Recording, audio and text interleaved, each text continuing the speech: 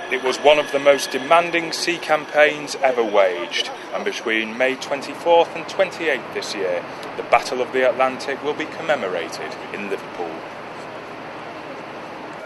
The battle began with the advent of World War II in 1939 and was a constant struggle until the surrender of Nazi Germany in May 1945.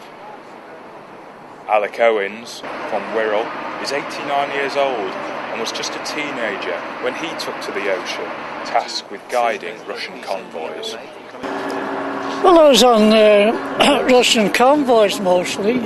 Oh, we've done a couple of years. 20 convoys to Russia we've done.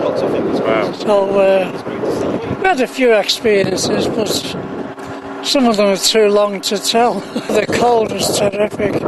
I had a scarf round my mouth, right round like that. And that used to freeze, your breath used to freeze in no time on that, and it made your lips sore, you know. And it was really cold. When the bow went down in the water and the spray come up, when you were on the bridge, it hit you like a little piece of ice. It froze. That's how cold it was, yeah. As it went up. And do you still remember it now? I remember some things, yeah, but I suppose we tried to push them out of our minds in the beginning, you know. Mr. Owens was a guest of honour on board HMS Echo today, as plans for the commemorative event were announced.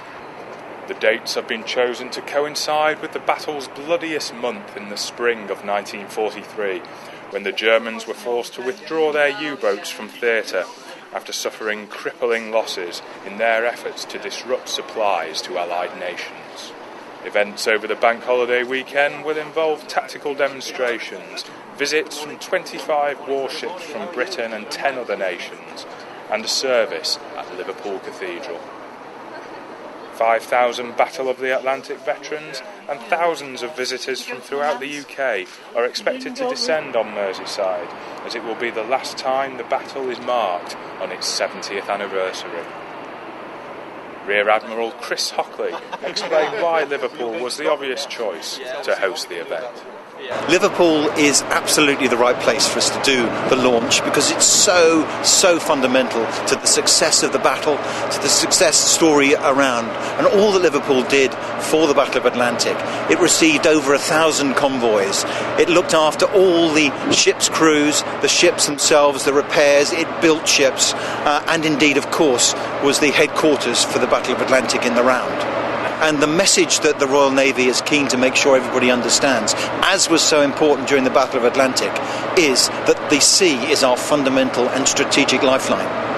Also today, a NATO task force of European ships left the Mersey, giving those on board HMS Echo a taste of the international festival coming to the city in May.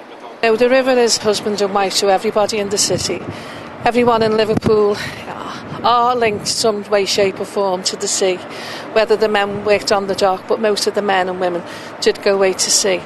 And I think we've got to remember the sacrifice that these men and women made. And you know, when we were their age, we were going on holiday. This is the first time these men and women left their sweethearts, mothers and families, not to go on holiday, to fight for the country. So we owe them a great debt.